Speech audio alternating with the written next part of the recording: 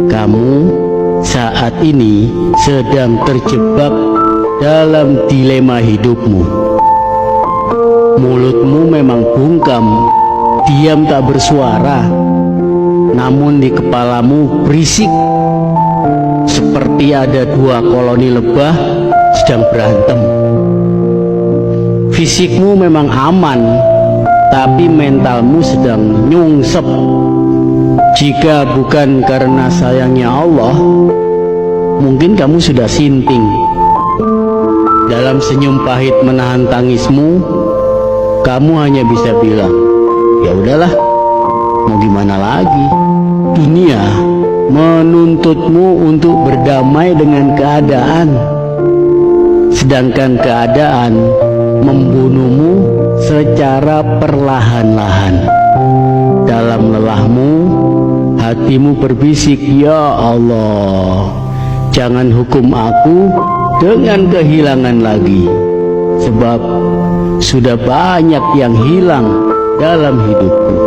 Jika kamu sanggup menumpahkan air mata dalam kesendirianmu, dan kamu tak ingin seorang pun mengetahuinya, sesungguhnya kamu adalah orang yang tangguh, kamu adalah orang yang kuat. Tak sembarangan manusia diberikan kesanggupan sepertimu. Kalau dalam dunia persilatan, kamu tergolong pendekar sakti mandraguna. Dalam tangis sunyimu itu, semestinya kamu bilang begini ke Allah, ya Allah, atur saja bagaimana baiknya, namun kuatkan aku dalam proses apapun,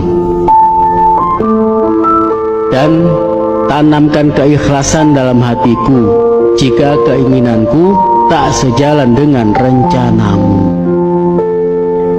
Tanamkan juga dalam dirimu, kalau sekedar dihargai atau tidak, semestinya itu bukan hal yang penting bagimu.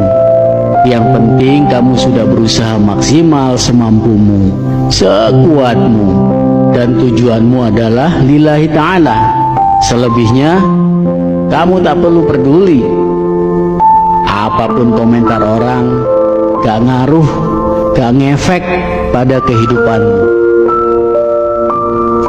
Palingan juga mereka sirik, ngiri. Padahal daripada ngiri, kan mendingan nganan. Jika yang ada di depan membuatmu ngeri, yang ada di belakang membuatmu terluka, maka lihatlah ke atas. Allah tak pernah gagal dalam menolong hambanya. Bahkan Allah gembira. Kalau Allah gembira, kamu bukan diberikan kesenangan-kesenangan, tapi justru diberikan ujian agar kamu lebih mendekat padanya. Intinya, kamu harus punya karakter tahan banting. Jangan sampai kalah sama tikus. Iya, tikus.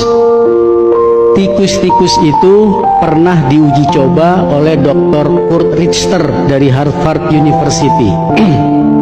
Tikus-tikus itu diletakkan di dalam kolam untuk menguji seberapa lama mereka bisa bertahan di air. Rata-rata karena kelelahan mereka akan tenggelam setelah 15 menit. Tapi disinilah keajaiban terjadi. Sebelum semua tikusnya tenggelam, para peneliti turun tangan. Mereka mengeluarkan tikus-tikus itu dari air, mengeringkan mereka, lalu membiarkan tikus-tikus itu beristirahat selama beberapa menit. Kemudian menempatkan kembali ke kolam untuk babak kedua. Kira-kira menurutmu para tikus itu bisa tahan berapa lama? Tikus-tikus yang sudah diambang kelelahan bertahan pada upaya kedua mereka. Mungkin kamu menebak paling lama bertahan 15 menit, atau palingan juga 10. Bahkan mereka hanya bisa bertahan hanya 5 menit karena kelelahan. Tapi kamu salah. Mereka mampu bertahan selama 60 jam secara menakjubkan. Ya, kamu nggak salah dengar, 60 jam atau kurang lebih 2,5 hari non-stop bertahan berenang. Makhluk kecil itu memaksa tubuh mereka jauh melampaui batas yang mereka rasakan, karena mereka yakin pada akhirnya mereka akan diselamatkan.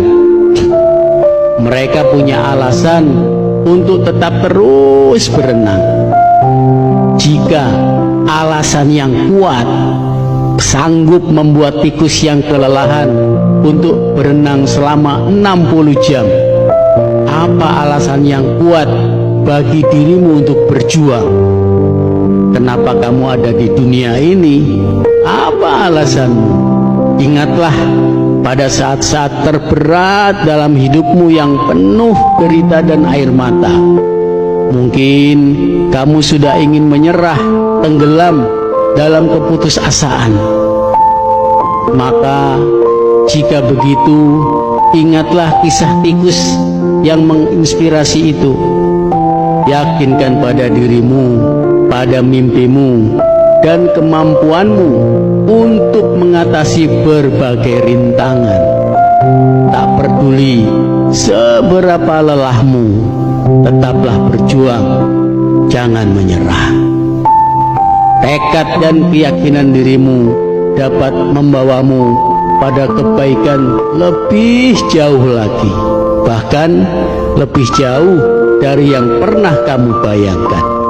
Semoga Allah Subhanahu wa Ta'ala membersamaimu, menguatkan hati dan mentalmu hingga masuk ke dalam surganya.